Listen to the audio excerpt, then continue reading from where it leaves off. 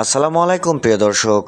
আজ বুধবার 13 নভেম্বর 2024, 28 কার্তিক 1431, 10 জামল 1446 হিজরি। প্রিয় দর্শক, দেশ এবং দেশের বাইরে থেকে যারা এই মুহূর্তে IP-Press07 দেখছেন তাদের শুভেচ্ছা এবং অভিনন্দন। দর্শক, আমি আজকে আপনাদের নিয়ে এসেছি চুয়াডাঙ্গা জেলার 10 মাইল বদরগঞ্জের ঐতিহ্যবাহী সবজির খুচরা বাজারে। দর্শক, আজকে খুচরা বাজারে কত করে কোন কোন সবজি বিক্রি করছে আপনারা তা জানতে পারবেন। চলুন দর্শক, আজকে আমরা পুরা সবজির খুচরা বাজার থেকে ঘুরে ঘুরে দেখে আসি কোন সবজি কত দামে বিক্রি করছেন।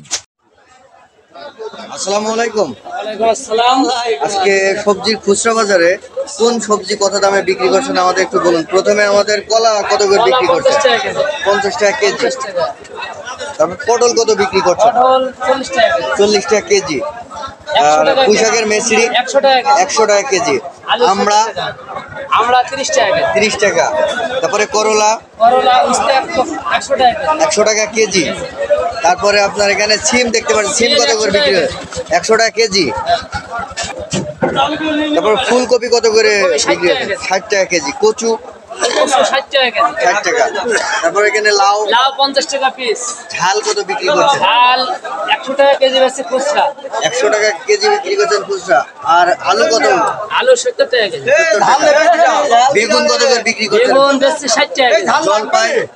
জলপাই 60 টাকা কেজি। পেঁয়াজ বেচছে 120 টাকা কেজি। আর রসুন 240 টাকা কেজি। 240 টাকা কেজি। জারুন আর এখানে যে আমরা ঢেঁড়স দেখতে পাচ্ছি, ঢেঁড়স কত বিক্রি করছেন? 60 টাকা কেজি। 60 টাকা কেজি। তো সব মিলে আজকে খুচরা বাজারে সবজির দাম কেমন? সবজির বাজার বেশি আছে আজকে বেশি। আলু 75-80 টাকা কেজি। ঠিক আছে, যে আলু ছিল 60 টাকা 55 টাকা কেজি, সেটা 80 টাকা কেজি। এটা মানুষ ইনকাম করে কয় টাকা?